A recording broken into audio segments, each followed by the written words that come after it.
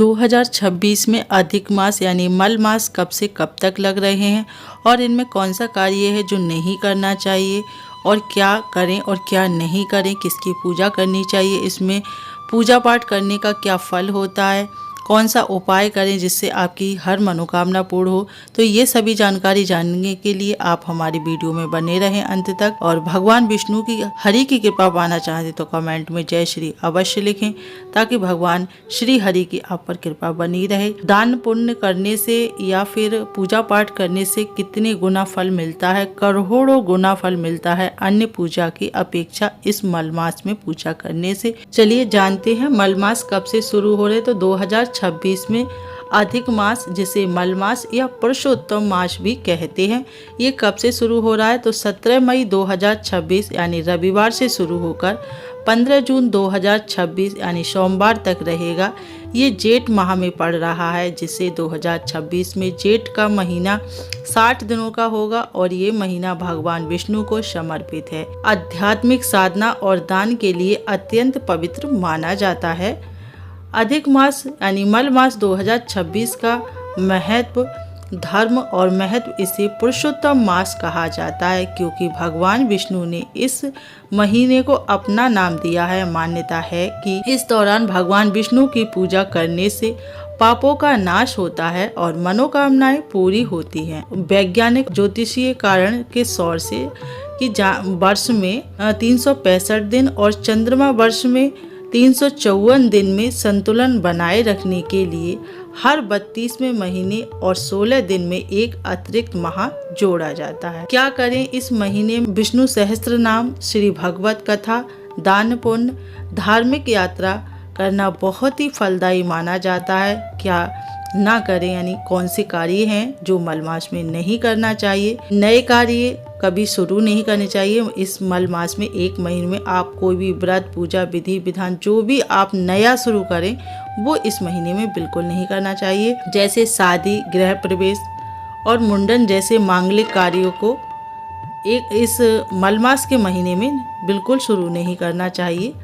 ये शुभ नहीं माना जाता है। 2026 में अधिक मास के दौरान यानी 17 मई से 15 जून तक भगवान विष्णु की पूजा के लिए ये एक महीना बहुत ही विशेष समय है, जिससे कि इस महीने में किए हुए आपके पुण्य या फिर भागवत कथा, जो भी आप अगर कर रहे हैं, भागवत कथा भी कर सकते हैं, लेकिन पहले दिन से शुरू करें और आखिरी दिन तक करें। इससे करने से आपको करोड़ों गुना फल की प्राप्ति होती है। जैसे कि माना जाता है भागवत कथा या फिर गीता का सार पढ़ने से अश्वमेध यज्ञ जैसा फल प्राप्त होता है, ऐसा शास्त्रों में माना जाता है। आप लोग अगर जो भी कर सकता है तो वो ये भी कर सकते हैं कि पहले दिन से शुरू होकर और लास्ट दिन तक करें।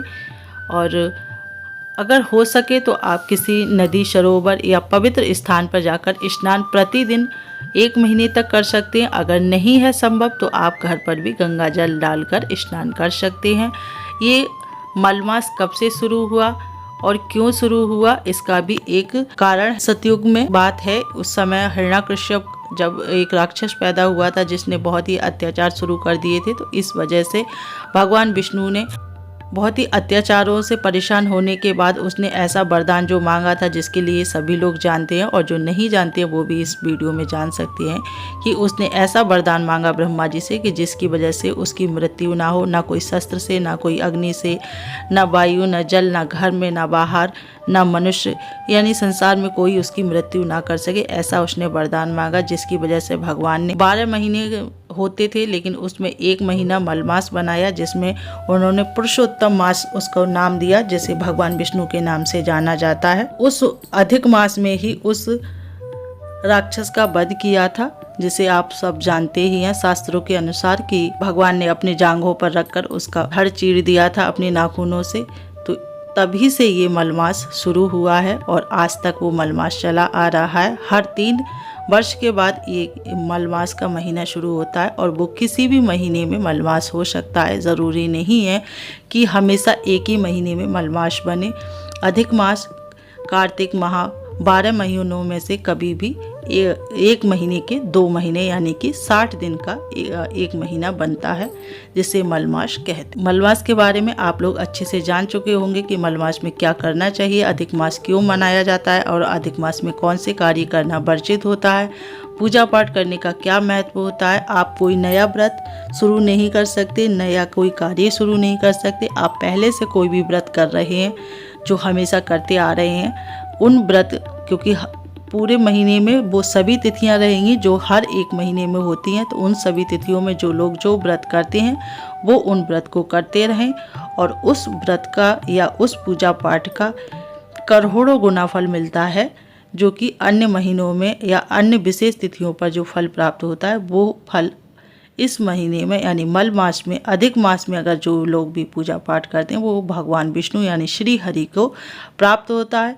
इसलिए इसमें बहुत ज़्यादा पुण्य प्राप्त होता है। तो ज़रूर इस महीने में आप जो भी पूजा पाठ करना चाहें, जो दान पुण्य करना चाहें, वो कर सकते। ऐसी सटीक जानकारियों के लिए आप हमारे कितना ज्ञान 2 चैनल को अभी सब्सक्राइब करें।